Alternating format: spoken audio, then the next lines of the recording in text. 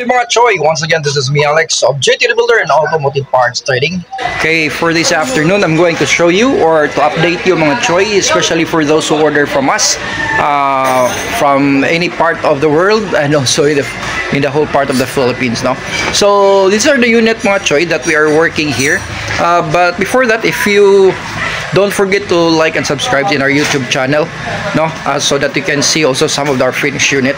And I'm going to show you mga Choy those units, no, once again that we are still working right now. So here we go. Okay, ito po yung unit po mga Choy. This is the type of unit. This is the A64W. Hindi po siya kaaya-ayang tingnan dahil ano pa siya, hindi pa siya na buff at saka hindi pa ito na finish. Actually yung interior po nito ay ano na po siya, may upuan na po na nakakabit dito. So yun po yung interior niya. By the way, today is February 12, 2024. So this is the A64W. Then if you can see, no, na mga almost finished na po siya. Lapit na po itong matapos mga Choy. This is the A64W, all power, power window, power steering, power mirror, and isa pa, power sliding door. So ito po yung ano niya, kabuang. Then linagyan po natin ng malaking spoiler, yon. Ito, yung ganyan po. Okay, then dito naman sa kabila, this is bound to Valenzuela, Luzon, there in Manila. So this is once again, this is the A64W. Yan po. Okay, katatapos lang po nito ng ano pintura sa unit na to. This is neon green. So napakakintab ng pintura po niya kahit hindi pa po siya na buff, no. Okay, so yan po, the A64W. Okay, hindi pa po to ano ha, na buff din. Okay, update po lang tayo sa ating client from Luzon. So ito po yun. Then we also have another unit, the A64W pearl white.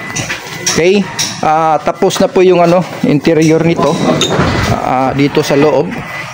So tingnan natin sa malayo para ma-appreciate po ninyo yung forma ng ating sasakyan.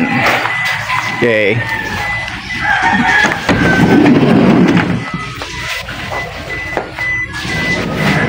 so ito po yung interior niya. Yan po, binalot po natin ng plastic kasi madaling madumihan yung ano seat cover niya dahil po light color po siya. Okay, ito po yon. Okay, so yan po yung pinaka interior niya. Lahat ng unit po natin may touchscreen stereo at saka linagyan din natin ng dashcam, and also naka-remote na pin po din yung mga unit natin. So yan po yung ano the A64W. Yung ano naman niya, spoiler, ganito lang yun, maliit siya, standard size. Yan. So tingnan natin yung likuran. Ito po yung likuran niya sa A64W natin. Pasensyahan nyo na po mga Choy na medyo marumi pa po siya kasi hindi pa to finish. Okay, ginagawa pa lang natin to. May mga finishing touches pa lang tayo dito. So ito naman yung A64W na isa, kulay blue. Kulay blue. Okay, metallic blue po to siya mga Choy.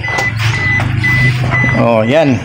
Kita natin sa malayo para makita niyo yung ganda nito. Hindi nyo pa to ma-appreciate, no? Kasi ano pa lang ito, hindi pa siya finished na unit. So once again, this is the A64W.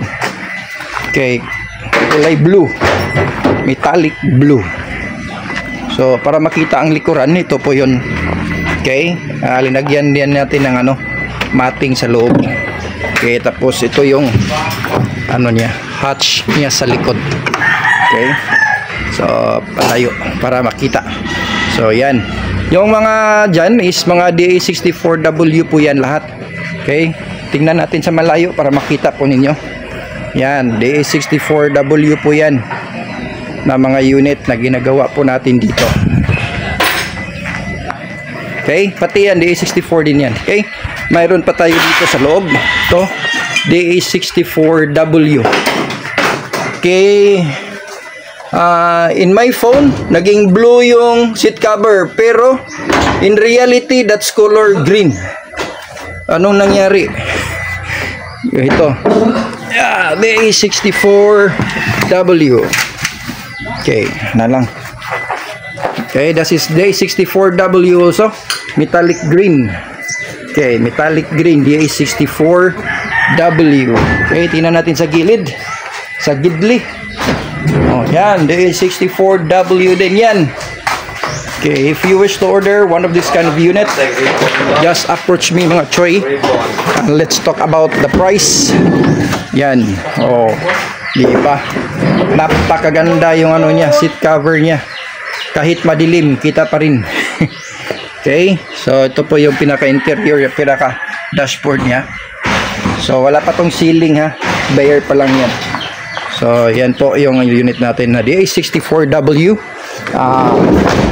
Yung bumper nito is Hello Kitty. Okay, Hello Kitty bumper po yung DA64W natin na to. Yan. So this one also, this unit is DA64V. Oh, yan po ang spoiler natin sa DA64V. Update natin yung mga owner nito para makita nila kung ano na ang kalagayan ng kanilang mga pinagawang sasakyan. Yan po. Oh, yan. Okay. So, doon sa painting area, may dalawa pa po tayong unit na pipinturahan pa lang.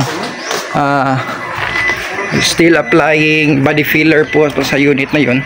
And then ito naman, DA64V, maroon, bound to Ormoc once matapos po to.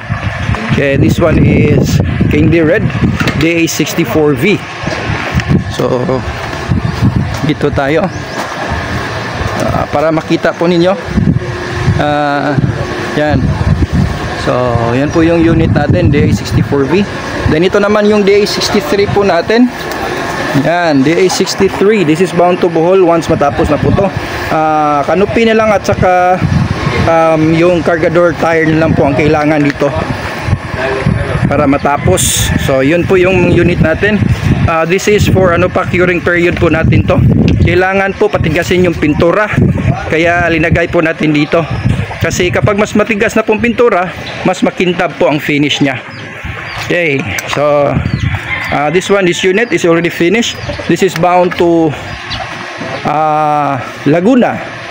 Okay, nakaschedule po siya February 29 ang shipment po dito. Okay, ito naman DA64V, Alfander po yan, Alphard. So if interested, just let me know para mag-usap po tayo. So yun po yung mga ginagawa pa lang natin dito na awaited po sa mga matapos to para maibigay na po natin to, ma-turnover na natin sa may-ari. So ito po yung unit dito. Yan. Doon sa likuran. So yung mga ano niya, mga bumper po niya nakalatag po dito. Yan, smiley. Yan. So yun po yung mga ano nila, mga bumper.